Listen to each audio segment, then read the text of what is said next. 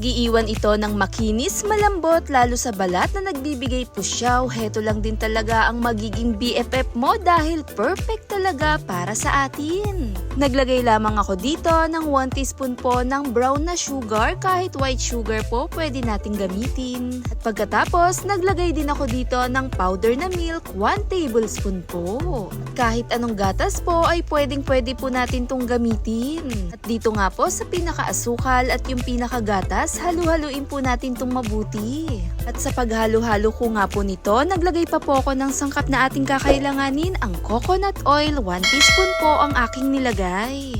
Kakaiba rin talaga ang dala nito na nagbibigay lambot lalo na sa ating balat. Dahil na rin pinapanatilihin itong moisture, makintab, makinis, lalo na rin nagbibigay itong exfoliate na rin kasama na rin ang mga sangkap na ating gagamitin.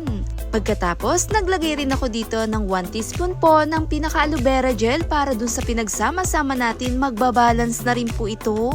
Napakaganda gamitin kahit pa po pang araw-araw. Nanatilihin itong brightening, glow na rin po sa ating balat dahil pinapanatilihin itong exfoliate. Dahil ang gatas mayaman to sa lactic acid. Kasama ng pinaka-sugar natin, exfoliating na rin to sa ating kutis. Sama na rin ang aloe vera gel na mayaman to sa vitamin E, kasama na rin ang vitamin C na pinapanatilihin itong hydrated. Ang coconut oil siyang magbibigay lambot, nakakatulong lalo na rin iwasan ang pagka-dryness. At sa paghalo-halo ko na nga, ito ang tamang texture niya, parang cream na rin. Napakaganda gamitin kahit sa parte ng ating katawan ay pwede po. Maganda rin to lalo na rin sa ating mukha, imas lamang ito.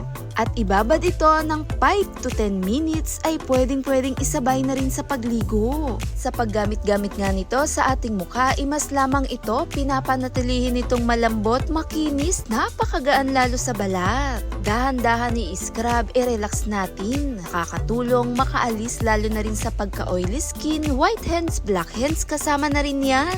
Napakaganda ng mga pinagsama-sama nating sangkap dahil na rin sa natural nitong benefits. Sobrang lambot, kinang at napakakinis, pinapanatilihin itong moisture. Kadalasan pag sobrang dry na rin ang ating balat, heto ang maganda gamitin para panatilihin itong malambot, hydrated at moisture. Madami-dami man ang ating nagawa, pwedeng itabi, ilagay ulit sa pinakalalagyan at kinabukasan pwedeng ulitin. I-scrub natin to sa ating mukha, imas natin, i-relax din natin kahit papaano. Dahil binabalik nito, pinoprotektahan niya ang ating balat na panatilihin din talagang malusog. Napakalambot, napakagaan ng pinakaresulta lalo na rin sa ating mga balat. Thanks for watching guys! Bye!